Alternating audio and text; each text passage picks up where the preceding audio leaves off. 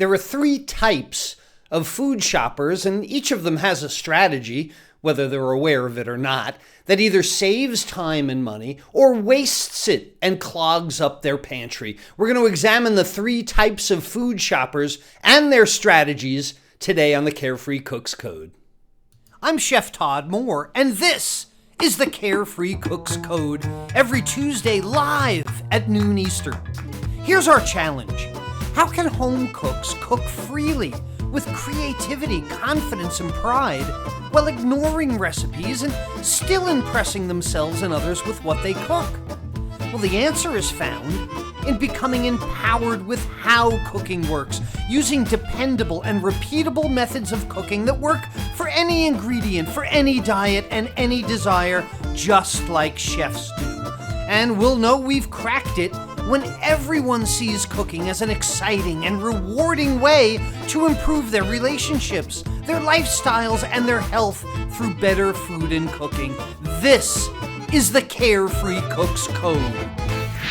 Hey, welcome back to the Carefree Cook's Code, everyone. We're live every Tuesday at noon Eastern, and for all the past Carefree Cooks episodes, well, all you have to do is go to my video archive on Facebook or on YouTube, and they're all there for you. Because me? Who, me? I'm a carefree cook. I create my own recipes. I bring friends and family together. I learn every time I cook. I create my own cooking style. Why? Because I practice pro methods and I love my cooking. Hey, I'm here to talk to you today about how much I love food shopping.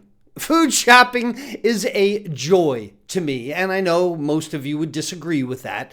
Most people find food shopping a horrible, tedious, time-consuming chore. Most people hate it, but I love it. And that's because I'm fitting into the right type of food shopper. And most people do not, and that's where the frustration comes from. I'll tell you all about it in just a sec, but first we've got today's true or false. Tell me in the comments section below, you can cut the mold off cheese and it's still safe to eat. True or false? If you got moldy cheese, can you cut the mold off and eat it? True or false in the comments section below. So look, you need to stop fighting it. Okay, you're a certain type of food shopper, but you might not know which one you are. And if you don't know which one you are, then you might be shopping for a person who's not you. And you waste a lot of time and money and pantry space. And if you're shopping for someone who isn't you, let me ask you this. Would you recognize the alt you if I pointed you out to you? Would you recognize yourself as a food shopper versus a cooker? Now, look, I love food shopping. I love shopping for my food because what I choose is going to be the meals, the cooking that I get to do until I go out and get more food, right? Now, that's obvious. You didn't tune in today to hear me make obvious statements, but the food that I bring home is not only the inspiration for what I'm going to cook, but it's also the nutrition that I'm going to give my body, the nutrition that I'm feeding myself and my family, and the choices that I make furthers my commitment to my personal diet and wellness goals, or not. You know, I mean, I was at the store the other day and the cashier just had to comment about my 2 boxes of Malomar cookies. They were on sale, people. Come on. They're Malomars. They're chocolate and graham and marshmallow. I can't resist. Sometimes I make choices just because they're guilty pleasures, you know? Some of my food choices just make me feel good. So I'm not here to judge.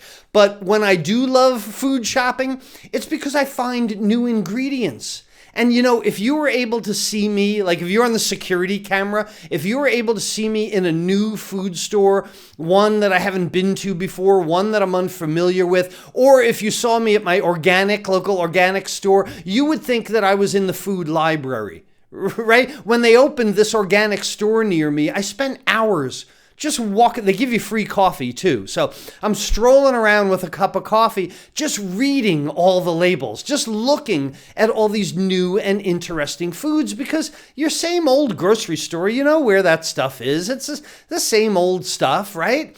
I would go into these new stores and examine each and every shelf. And, I started to realize maybe I do more reading in the food store than I've ever done in a library, because, ooh, what's that?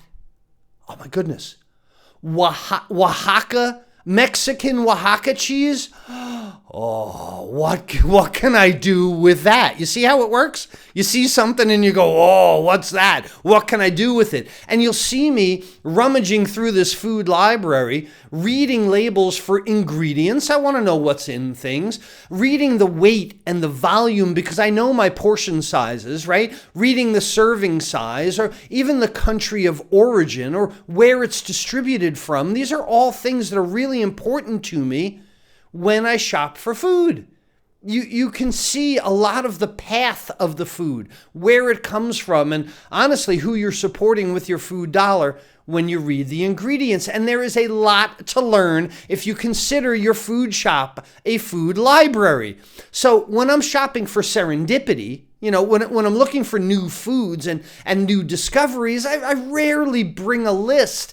A list in this kind of store is just too constraining for this type of shopping. And that brings us to the first type of grocery store we want to talk about today. And this is the listless shopper.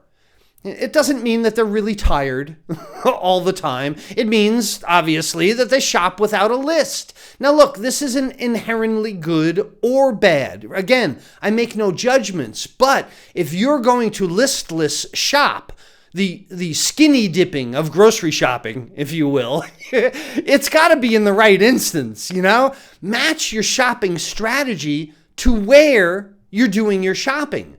And when I used to shop at the downtown Baltimore farmers market, I never brought a list, because they're probably not going to have the stuff that I wrote down on the list. Why bother spending the time making a list when they're not going to have it? Choices, they change every week at the farmers market. Some weeks Kenny has chicken breast. Some Sundays he doesn't, because the chickens weren't ready yet. They're not made in a factory. And in the right season, I can get crabs from the fish guy. All right, I didn't mean that to come out the way it is, but actually, when you say someone gave you crabs in Baltimore, it's a good thing. So don't worry about it. Nonetheless, when I shop at the farmer's market, I'm bringing nothing but my cloth bags and some imagination, because what I find there is going to dictate what I'm going to be cooking in the future. It's listless shopping. Shopping at the farmer's market is fun because I put together meals in my head as I notice the food items that are there. I might decide that really nice piece of flounder from the fish guy is going to be sauteed in an Italian style, because I noticed those beautiful bright red tomatoes at the next stand. You see how that works? I didn't have tomatoes on my list, but suddenly that was the idea that popped into my head. I've even made an apricot and goat cheese stuffed chicken. You want me to say that again? Apricot and goat cheese stuffed chicken, because that's what was being sold next to Kenny, the chicken guy, on that day. I didn't shop very far for it because my inspiration didn't take me all over the market. It's fun to let your creativity and your confidence in cooking methods, right, do your shopping for you at the farmer's market when you go listless. And, I'm not talking about your par items. Everyone needs to have par items, right? Par stock are those items that you always keep on hand. So I don't need a list, right? I know I'm going to buy milk, cheese, eggs, rolls, bread. Oh my goodness. One of those incredible little pies from Baltimore's Dangerously Delicious Pies. They make a chocolate chess pie.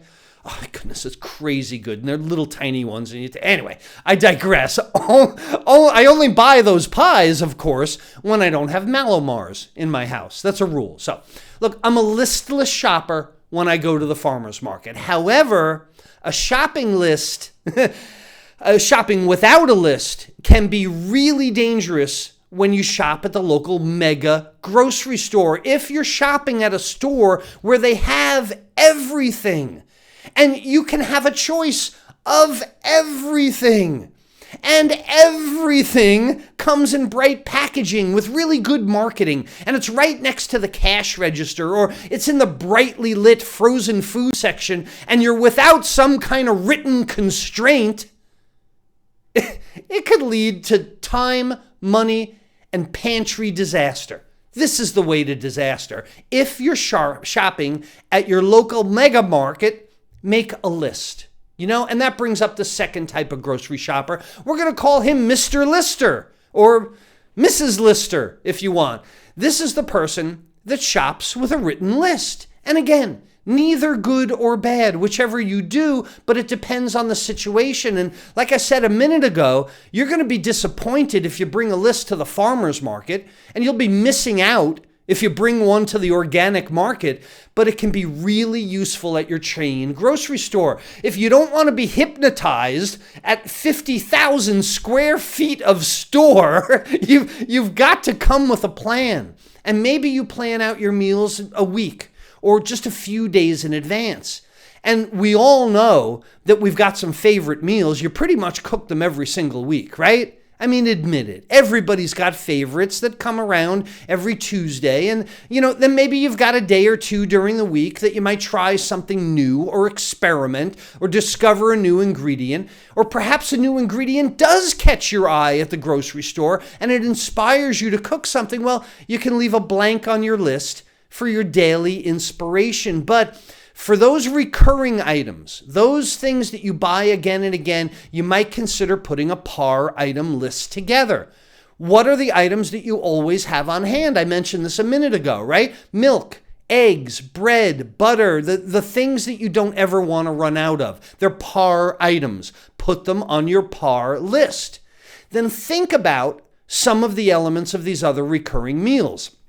Let's just say you love chicken parmesan. I always wind up picking chicken parmesan. I don't know why. Let's say you love chicken parmesan. You make it every single week. So what do you need? You need chicken. You need tomatoes, fresh or canned, doesn't matter. You need mozzarella cheese, parmesan cheese, flour, egg, crumbs if you're going to bread it, along with your cooking oil and seasonings. Put those things on your list, on your par list. I wind up making chili and stew quite often in the winter, so I'm adding ground beef or ground turkey or cans of red beans or black beans. I need onions, peppers, tomatoes, tomato paste. These are all things that go on my par item list. Also, I always keep shrimp in the freezer. I buy wild-caught IQF 2125 shrimp in 2-pound bags. I've explained what that means in previous episodes. Because shrimp defrost really quickly. They're easy to run under some cold water. They don't degrade from the experience at all. And they are really quickly cooked in a stovetop method, like sauté. So I always keep them on hand. So maybe I'm at the store and I think this week, or before I go to the store, I think this week I'm going to make my lemon butter shrimp scampi. It's crazy good. I'll say it again. Lemon butter shrimp scampi. All right. Salivate, I know. So I'm going to need pasta. I'm going to need lemon, garlic, onions, Parmesan cheese, butter, white wine, things like that. These are items that are going to go on my par list. And if you keep adding items to this list as you go, the things you want before you shop, the things you add after you shop, you're going to start to develop a house inventory of the things that you buy on a regular basis. There are 40,000 items in your average grocery store, and you buy less than 100 of them. This is why you need to keep a running and growing list of the very few things out of 40,000 that you do buy. And some things you buy every week, some things you buy every month, some things you buy once a year, or buy once and never buy again. The things you never buy again, they get removed from the list. The seasonal things, they get removed from the list. And if you're a Mr. Lister, you come out with something like the list I'm about to show you.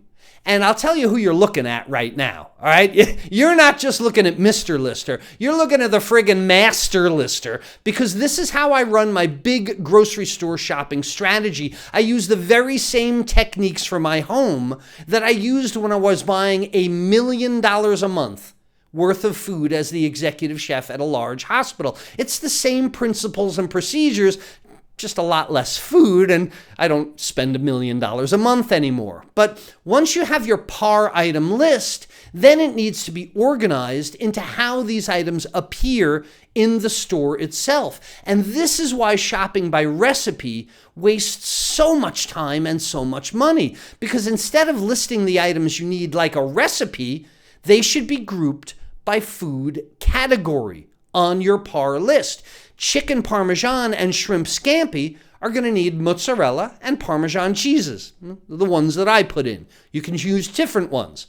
No matter what cheese you choose, it's going to be in the same spot in the grocery store as all the other cheeses. They don't put mozzarella in one corner and Parmesan cheese in another corner. So they should be listed under the new dairy section of your par item list, not separately under each recipe's list of commanded ingredients. And the chicken and the shrimp should be grouped together under meats or proteins, because you're going to find them close to each other in the store. You get it? It saves foot traffic. You might need pasta for a dish. You might need rice for another. Canned beans for my chili that I told you about. And these all items are going to be in the same aisle together in the store. So you should be listing them together to save yourself the time and money while you're shopping. And here are the categories that I have organized my par item lists into. Again, you can always come back to this video. Go to my Facebook video archive. It'll be there. Go to YouTube. It'll be there. And you can see this list again. So this is the way I segment things, all right? Top of my list is vegetables, because I normally walk into the grocery store into the vegetable section. So which vegetables do you buy regularly? I regularly eat salad. Heather regularly eats salad. We have lettuce. We have broccoli. I need a vegetable or two. I like mushrooms. These are things that are on my par list. I pretty much buy them every time. Winter, I buy winter items like Brussels sprouts. Summer, I might be buying summer squash. You get the idea? They are on my par list, and I can choose to actually buy them or not, but they're still on the list.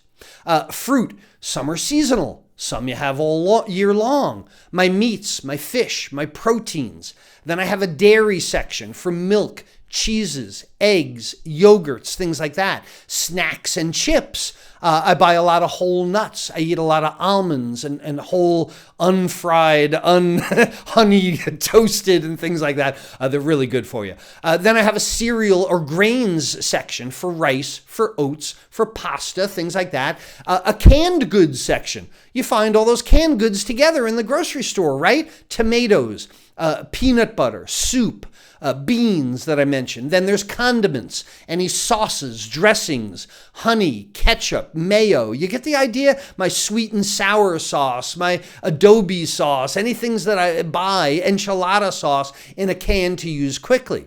Then I've got a baking section, flour, sugar, cocoa, yeast, chocolate chips, things like that. A frozen section, French fries, fruit for smoothies, ice cream, stuff like that. There's a paper goods section. I don't buy my paper goods at the farmer's market. Might not surprise you. They don't sell aluminum foil at the farmer's market. Napkins, paper towels, things like that. Cleaning supplies, soap, dish soap, health and beauty items at the food store as well. Shampoo, deodorant, and of course rubber bands for my ponytails. They're very important. Drink section, and lastly pets, if you have them on my list, because Harry is very particular about the treats that he eats. So this is my list. This is my master list. And the last step to being a master lister is to move those categories around in the order that they appear in the store. Close your eyes. I'm sure you can envision a journey through your grocery store. You've been there a bunch of times. And if not, most stores will have a directory that you can use, a printed directory. Otherwise, go to the store, right? Place an aisle number next to each category of food that you've put together on your par list, and then you can shop in the most expeditious way. You'll be like me. You should see me when I have to go to the mega store for the cleaning supplies and the paper goods and the canned goods and stuff. I go up and down each aisle once. Only once, because I know exactly what I'm going to pick from the shelves. I always joke with Heather that I'm so familiar with our local mega store that I can stand at the end of the aisle, shove the grocery cart down the aisle, and run in front of it and just throw things into the cart as it races by the shelves, Not exactly true, but I'm in and out of a mega store quickly. Look, sometimes I like to spend a long time reading labels in the food library, Sometimes I want to get out of there as quickly as I can in the mega store.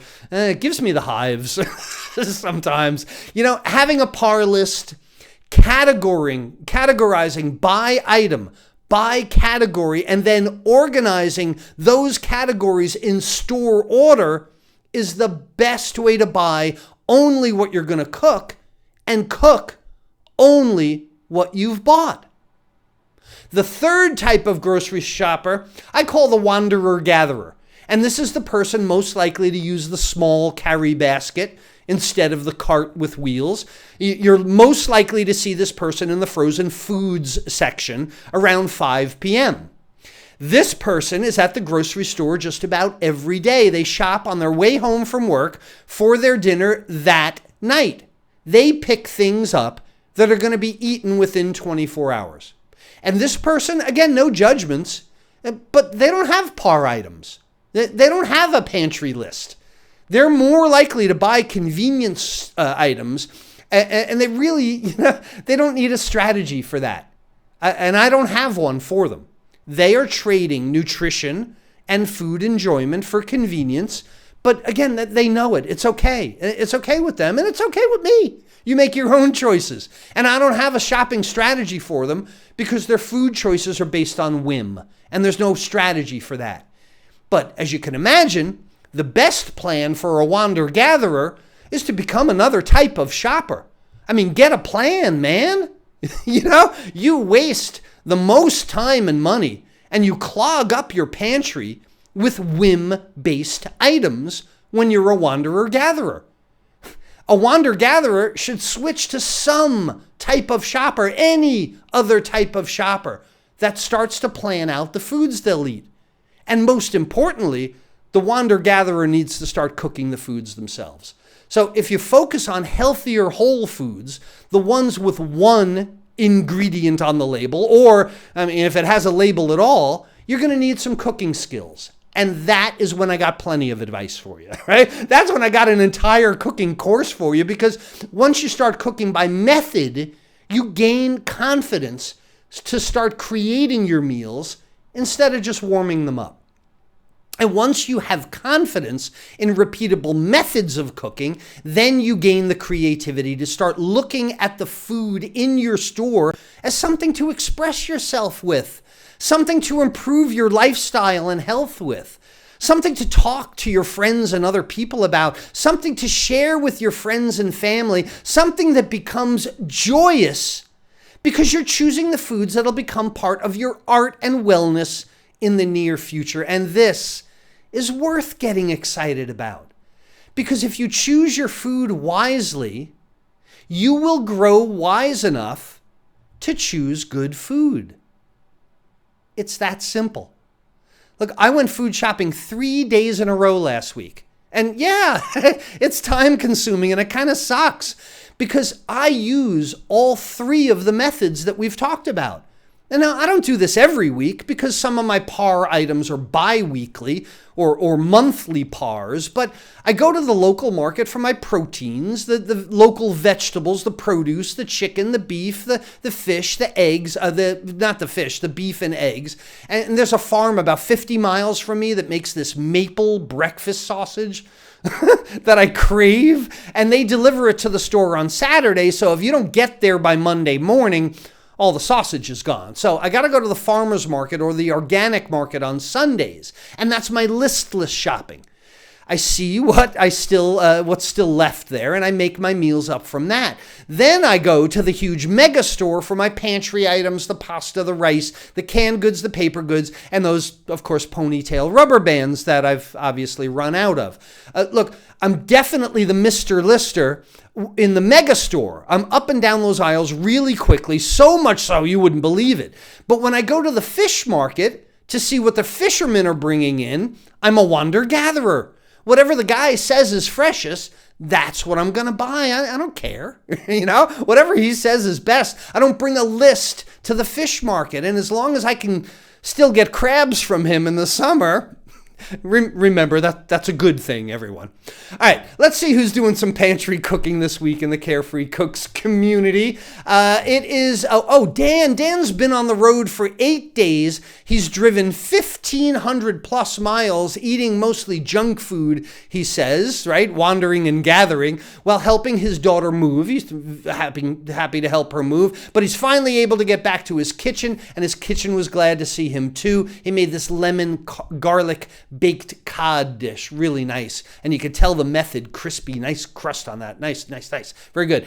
Carefree Cooks are still experimenting with my South of France chicken. Here, Robin duplicated the method perfectly, but still sees improvement next time. So, the formula is cook it, ask yourself the 2 questions, make adjustments, cook it again. That's the Carefree Cook's journey. Chrissy says, I love being a carefree cook. She says after a long day at work and coming home to shovel snow out of the driveway, it's nice to be able to go into the kitchen, assess the ingredients in the fridge, freezer, and cupboard, and just throw together a completely shot from the hip meal. Shot from the hip meal. I love it. Seared scallops here with maple bacon, sauteed zucchini noodles with mushrooms over sticky white rice, then drizzled with honey and a sprinkle of brown sugar, she says. Easy, delicious, completely carefree. Thank you so much for sharing that, Chrissy. Michael says he's put carefree cooking and being a sauce boss together. Is that fusion? 2 of my products? Carefree cooking and sauce boss. He is a carefree sauce boss, I guess. I love it. His shrimp fettuccine Alfredo. He made the Alfredo sauce himself. He made the pasta himself. The only thing he didn't do was raise the shrimp himself. And I can see Michael somehow finding out how he could raise his own shrimp. Probably. Nicely done, Michael. Really nice. Shelly uses the 9 steps in basic saute along with the stuff she had in her pantry to create this beef and broccoli stir fry over cauliflower rice. And now that she has a dependable method of cooking, all she's got to do is change the ingredients for her next original dish. And look, I've also got to share with you something that one of our most artistic carefree cooks is up to. Sam's incredible. Sam was hosting a dinner for his son's future in-laws, okay? His son's future in-laws, and I'm sure he wanted to make a good impression. So tell me if you would be impressed by any of this. First course, Sam says a pudding-like slow-roasted zucchini with homemade tomato relish. Second course, a delightful baby green salad with baby cilantro, watercress, kale, cabbage sprouts, arugula, savory whole grain mustard shallot, and champagne vinegar vinaigrette, made by Sam, a carefree cook. Main course, pan-basted wild salmon, perched on a pillar of vegetable-infused winter wheat berries, sautéed spinach, and roasted butternut squash surrounded by a fence, I love it, of roasted zucchini. And the dessert course was lemon tart with pine nut crust and lemon sabayon filling. After that meal, I think I'd want to marry Sam instead of Sam's son. But look, he's a carefree cook. He's not a professional cook, Sam. And I am so proud when I see carefree cooks having that level of confidence to express their creativity, their creative side, and be generous and expressive at the same time. That is just so awesome, Sam. Thank you for sharing that with our Carefree Cooks community. And look, I don't want to give you the impression that there's any right or wrong way to shop for food. I mean, do what you want. Just make sure the way you shop matches the way you cook. And if you bring a list to the farmer's market, you're probably going to go home with some great fresh local ingredients and a list.